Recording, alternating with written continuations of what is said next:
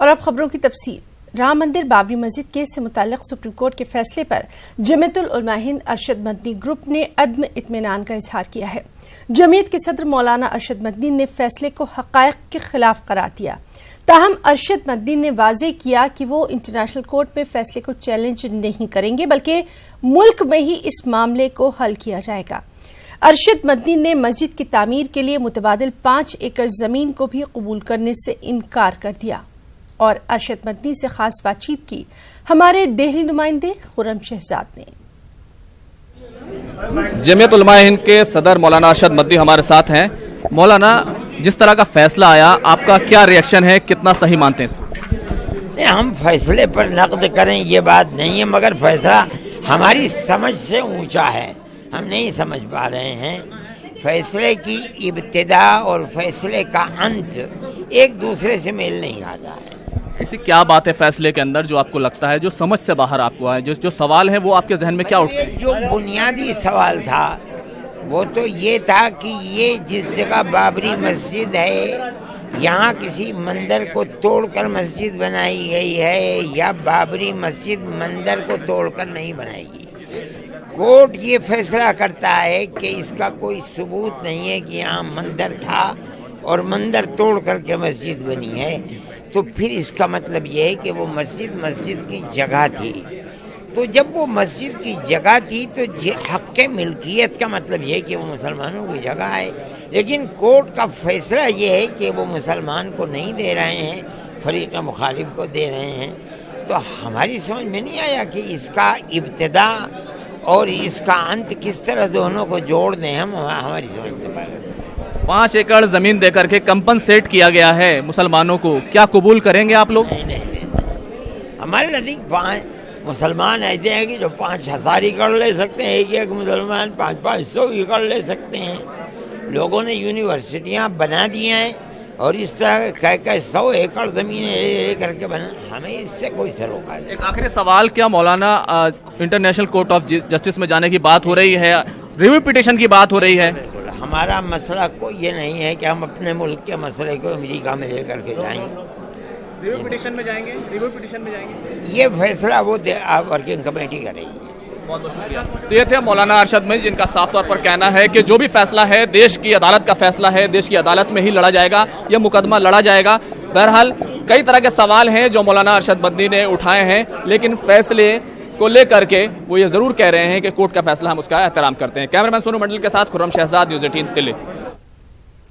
Samajwadi party के कदावर leader Abu Asim Azmi ने chief justice of India Ranjan Gogoi को खत लिखकर बाबरी मस्जिद मिसमार करने वालों को सख्त से सख्त सजा देने की मांग की है। अबू आसिम आज़मी ने अखिल भारतीय हिंदू महासभा के मुतालबे का हवाला देते हुए कहा कि अखिल भारतीय हिंदू महासभा ने 1992 में मंदिर शहीद करने वालों के खिलाफ क्रिमिनल केस वापस लेने का मरकजी वज़ार से मुतालबा किया है। अबू आसिम आज़मी ने अयोध्या में मौजूद हजारों की तादाद में मखदूश और खस्ताहाल मंदिरों की अदसर नौ तामीर का भी मुतालबा किया।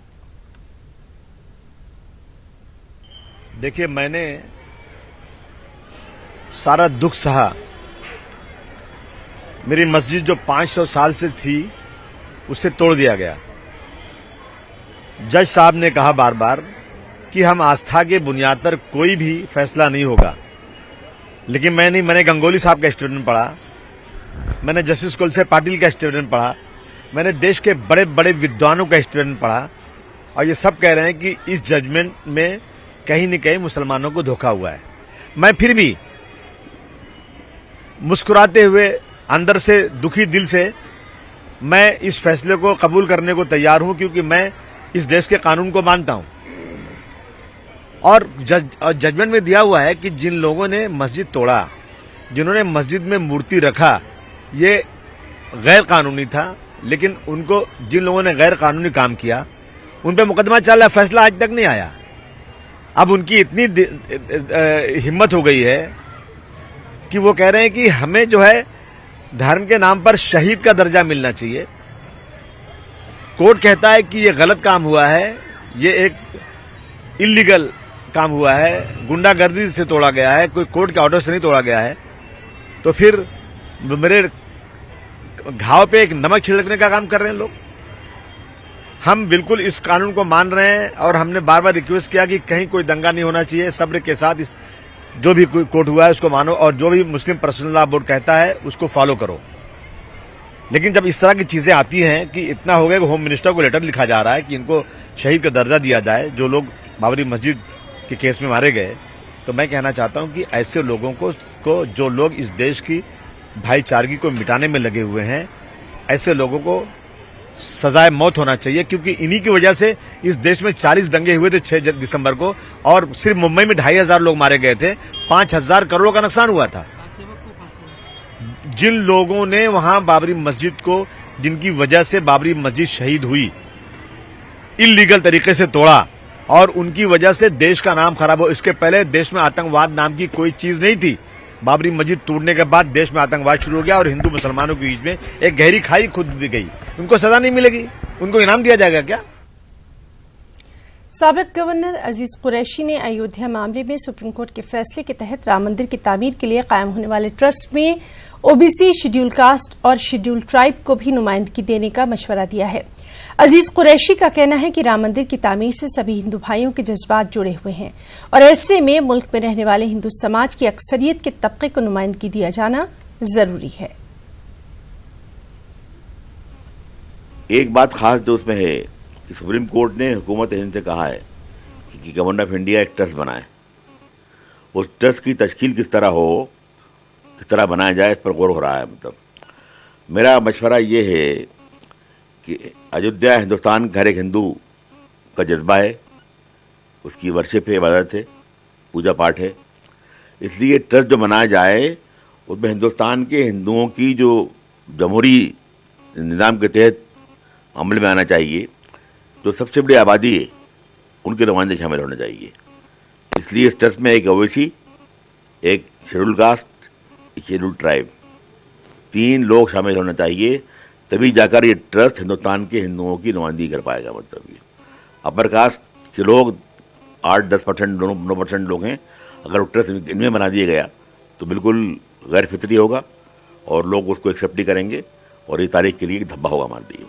कर्नाटक में ज़िमनी इंतखाबात की सियासत शुरू हो चुकी है। साबिक रियासती वजीर आर रोशन बेग को जबरदस्त झटका लगा है। बीजेपी ने आर रोशन बेग को पार्टी में शामिल करने से ही इनकार कर दिया और रोशन बेग की जगह श्रवण को टिकट दिया गया।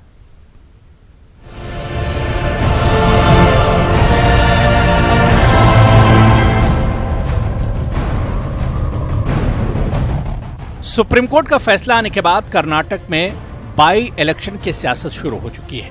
5 दिसंबर को रियासत के 15 असेंबली हलकों में ज़िमनी इंतखाबात होने वाले हैं। वज़ीर आला येदियुरप्पा की मौजूदगी में 14 नाअहल एमएलएज ने बीजेपी पार्टी में शमूलियत अख्तियार की। नाअहल अरकान में साबिक रियासती वजीर रोशन बेग भी शामिल हैं, लेकिन आखिरी मरहले में बीजेपी ने रोशन बेग का साथ छोड़ दिया।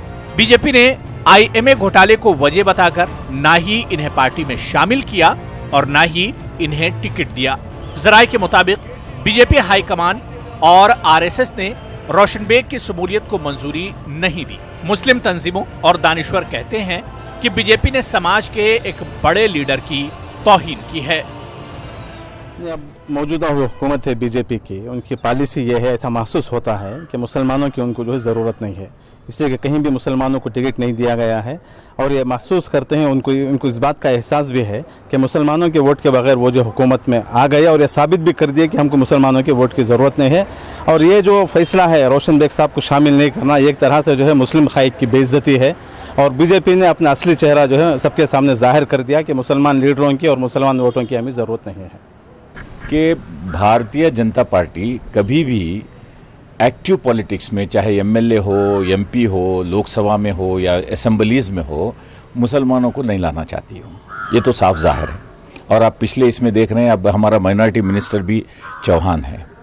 तो ऐसे हालात में आप कैसे उम्मीद रख सकते हैं कि भारतीय जनता पार्टी किसी को एक एमएलए की टिकट देगी या एमपी की टिकट देगी? यहाँ तक कि नकवी साहब को भी, जो यूनियन मिनिस्टर है, उनको भी राज्यसभा से लिया गया है, ना कि लोकसभा से।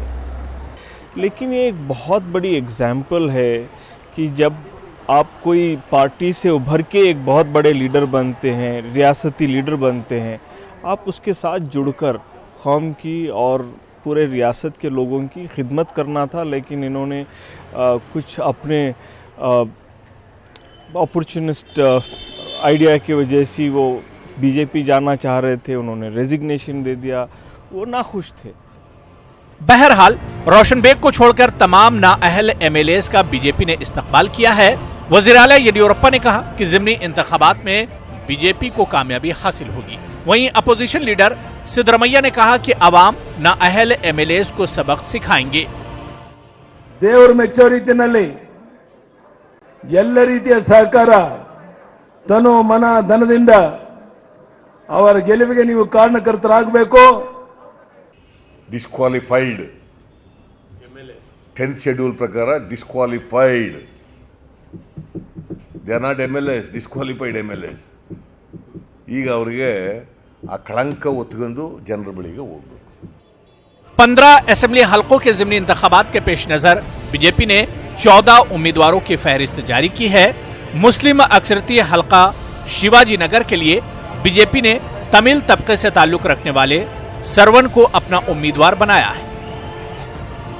न्यूज़ 18 उर्दू के लिए बेंगलुरु से रऊफ अहमद हल्लूर की रिपोर्ट। भोपाल में यौम अतफाल के मौके पर मुख्तलिफ तकारीब का खास इनेकाद किया गया। सबसे बड़ी तकरीब का इनेकाद भोपाल शौर्य स्मारक पर किया गया। शौर्य स्मारक पर मुनक़्क़दा तकरीब में दानिशवरों के साथ साथ मुमताज़ सियासतदानों ने भी शिरकत की और मुल्क के पहले वज़ीर आज़म जवाहरलाल नेहरू को याद करते हुए मुल्क की मुश्तरका तहज़ीब को मजबूत करने के लिए और जवाहरलाल नेहरू के अफ़कार को फ़रोग़ देने पर खासा जोर दिया गया। एक रिपोर्ट।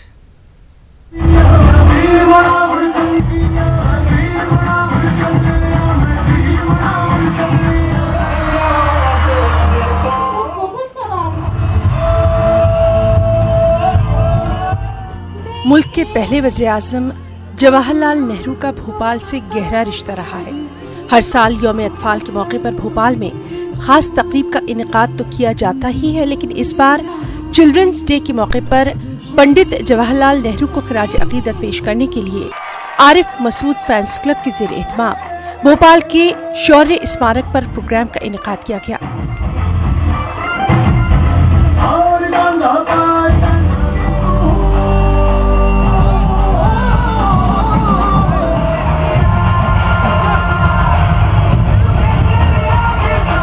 प्रोग्राम के इनेकाद का मकसद नई नस्ल को कदीम तहजीब से जोड़ना और अपने रोशन माजी को याद करना है। संदेश ये कि ये देश में ये बच्चे जाने के, ये जो देश में आज बहुत लोग बड़ी बड़ी बातें कर रहे हैं, तो मैं केवल इतना कहना चाहता हूँ, जैसे एक बाप होता है वो घर बना कर देता है, बाद की नस्ल उसको चलाती है। तो सच्चाई ये है कि जवाहरलाल नेहरू जी ने इस देश को बहुत तरक्की दी है और हमारे फ्रीडम फाइटर्स और सब ने मिल के इस देश को बहुत आगे बढ़ाया है। बाकी लोग उसको वो कर रहे हैं, तो हम चाहते हैं ये देश में एकता का संदेश जाए, मोहब्बत का जाए, नफरत ख़त्म हो। आज जो हिंदुस्तान जिस हालातों से गुजर रहा है उसमें हमें किस प्रकार से अपनी जिम्मेदारी को पूरा करना है उसका उन्होंने तस्करा किया है। बच्चों ने भी बहुत अच्छे सांस्कृतिक कार्यक्रम किए। शौर्य स्मारक पर मुनक़्क़दा प्रोग्राम में जहां मुख्तलिफ स्कूलों के तलबा ने रंगारंग सकाफती प्रोग्राम पेश किए, वहीं प्रोग्राम के मेहमान खुसूसी गुलजार देहलवी, जिनका जवाहरलाल नेहरू से खानदानी रिश्ता है, उन्होंने पंडित जवाहरलाल नेहरू के हवाले से अपनी यादों को ताज़ा किया और उर्दू शायरी को सुनाकर माहौल को गुलजार बना दिया। वास्ता हमको फकत हिंदू और मुस्लिम से नहीं, हम मोहब्बत की नजर रखते हैं सरदार पे भी। दोनों के रगो पे में खून अपना ही जारी है, हिंदी भी हमारी है, उर्दू भी हमारी है। दोनों के रगो पे में खून अपना ही जारी है, हिंदी भी हमारी है, उर्दू भी हमारी है। उर्दू से मगर गफलत हरगिज़ न करो दो यारो, तहजीब की प्यारी है, खुसरो की दुलारी है।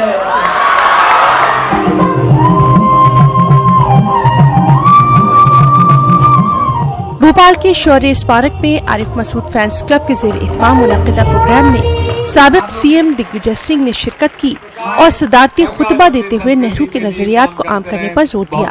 वहीं उन्होंने सकाफती प्रोग्राम में नेहरू जी का किरदार अदा करने वाले तालिब इल्म को उसकी बेहतरीन पेशकश पर नकद इनाम से भी नवाजा और उसकी खूब हौसला अफजाई की।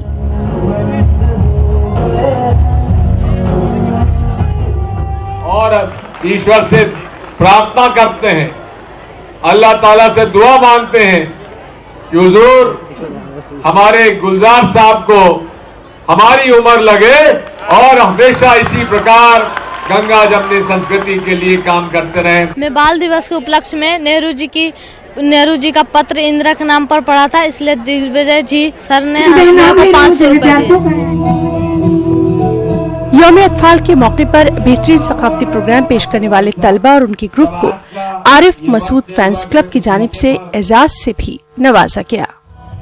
न्यूज़ 18 उर्दू के लिए भोपाल से मेहताब आलम की रिपोर्ट। खबर लद्दाख से है, जहां के करगिल की मेन मार्केट में आतिशबाजी का वाकया पेश आया है। आतिशबाजी में हार्डवेयर की एक मशहूर दुकान में सामान जलकर खाकस्तर हो गया। फौज और फायर सर्विसेज ने आग पर बरवक्त काबू पाया और इस तरह एक बड़े सानहे को टाल दिया गया।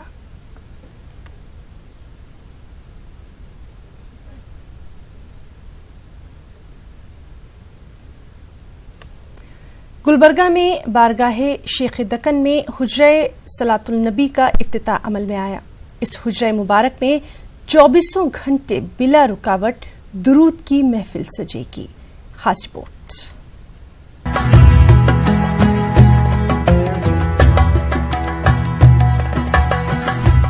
हजरत शेख सिराजुद्दीन जुनैदी अलमारूफ शेख दक्कन के आस्ताने को खानकाही निज़ाम में एक खास मकाम हासिल है। इस आस्ताने की जानिब से कई एक रफ़ाई काम भी अंजाम दिए जाते हैं। शेख दक्कन के आस्ताने को इस बार एक और सआदत नसीब हुई है। दरगाह शरीफ के अहाते में ही हुज्रे सलवात अलन नबी कायम की गई है। एक बावकार तकरीब में उलमाए इकराम, मशाइखीन इज़ाम, सज्जादगान की मौजूदगी में इस हुज्रे सलवातुन नबी सल्लल्लाहु अलैहि वसल्लम का इफ्तिताह अमल में आया। जगह है ये वो पाक हुजरा है जहाँ पर 24 घंटे मेरे आका रहमत आलम सल्लल्लाहु अलैहि वसल्लम की बारगाह अक़दस में दरूद पाक का नजराना पेश किया जाएगा। अल्हम्दुलिल्लाह ये हिंदुस्तान भर में सबसे पहला ऐसा हुजरा है जहाँ पर 24 घंटे दरूद पाक पढ़ने का एहतमाम किया जाएगा और यहाँ पर लोगों के लिए ख़ियाम व ताम का भी इंशाअल्लाह ताला इंतज़ाम रहेगा। और ये हुजरा हिंदुस्तान भर के बल्कि दिगर ममालिक के लोग जो रसूल पाक सल्लल्लाहु अलैहि वसल्लम की बारगाह अक़दस में कसरत से दरूद पढ़ने की सआदत हासिल करना चाहते हैं, उनके लिए कायम किया गया है। मारूफ आलिम दीन अल्लामा ताहिरुल क़ादरी ने पड़ोसी मुल्क में दुनिया का पहला हुज्रे सलवातुन नबी अलैहिस्सलातु वस्सलाम कायम किया है। यहाँ पर भी कोई क़ैद व बंद नहीं होगी। सिर्फ सिलसिले जुनैदिया के लिए ये हुजरा नहीं है, बल्कि हर सिलसिले वाला, हर सिलसिले के मशाइख, हर सिलसिले के खुलफा अपने मुरीदीन मुतवस्सिलीन को हुजरे दुरूद में दुरूद ख़्वानी के लिए ज़रूर ज़रूर भेज सकते हैं और सरकार दो जहां वसल्लम की बारगाह का क़ुर्ब हासिल कर सकते हैं। तो लिहाजा तमाम को से मैं गुजारिश करता हूं कि ज़रूर ज़रूर इस हुजरे का हिस्सा बन जाएं। मैं तमामी देखने वालों से गुजारिश करता हूं कि इस बात को ज़्यादा से ज़्यादा आम करें, अपने दोस्त अहबाब को इस बात की इत्तला दें कि गुलबर्गा शरीफ में हुजरे दुरूद व सलाम कायम है। यहाँ की बारगाह के सज्जादगान और इस खानवादे के सारे हजरात आने वालों के इस्तकबाल के लिए तैयार हैं। अब ये उम्मत मुस्लिमा की जिम्मेदारी है कि ज़्यादा से ज़्यादा तादाद में आकर यहाँ बैठ कर अपने आका मौला सल्लल्लाहु ताला अलैहि वसल्लम से लौ लगाएं।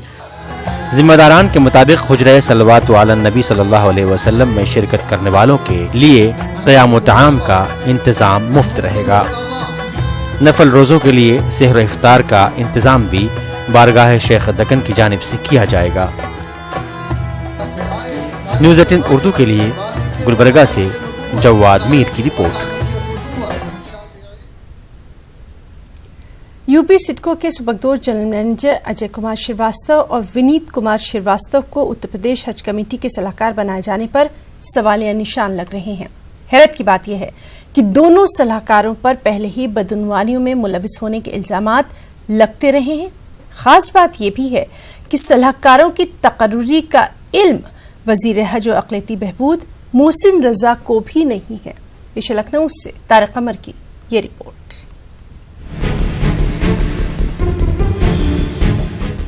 हैरत अंगेज बात है कि दागी और सबकदोश अफसरों को हज कमेटी का सलाहकार मुकर्रर कर दिया गया और वजीर मौसूफ को बताया भी नहीं गया। ऐसा पहली बार हुआ है जब उत्तर प्रदेश हज कमेटी में सलाहकार मुकर्रर किए गए हैं। मोहसिन रजा कहते हैं कि इन्हें इस पेशरफ्त का इल्म नहीं था। जैसे ही मालूम हुआ तो कागजात निकलवाए गए हैं और सलाहकारों की तकर्री का मामला सामने आया है। देखिए, पहली चीज़ तो ये मामला अभी हाल का ही मामला है, कोई पुराना नहीं है।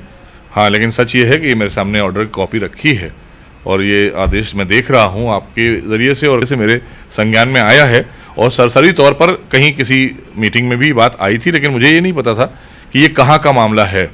और जैसा कि अभी हम देख रहे हैं, हम इसके बारे में मैंने हज कमेटी के सचिव को बुलाया है और उनसे बुलाकर पूरी इसकी विस्तृत जानकारी ले लेंगे और किस नियम के तहत क्या कैसे हुआ है।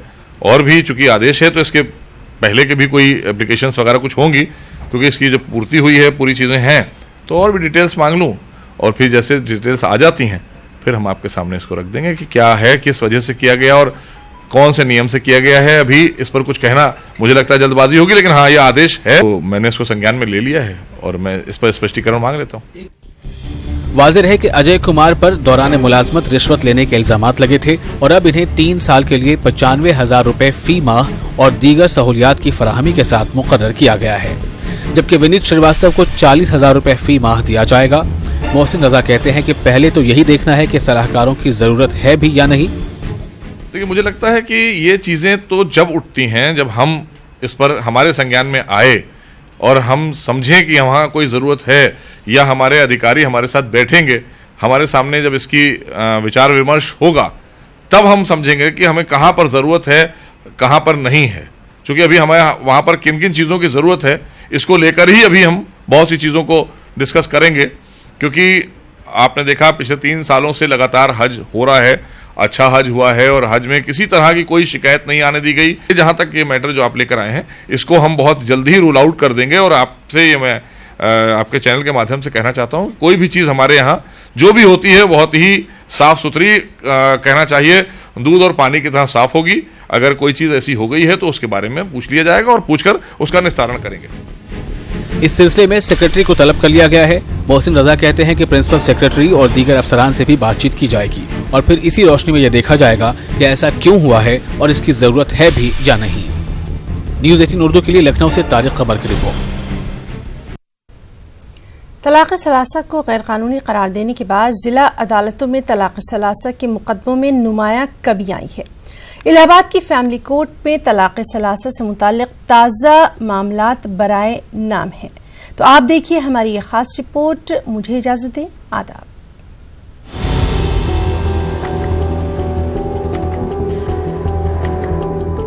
मुल्क में तलाक़ सलासा को एक मुजरिमाना फ़ाल करार दिए जाने से मुतल्लिक़ कानून बने हुए 3 माह का अरसा गुजर चुका है।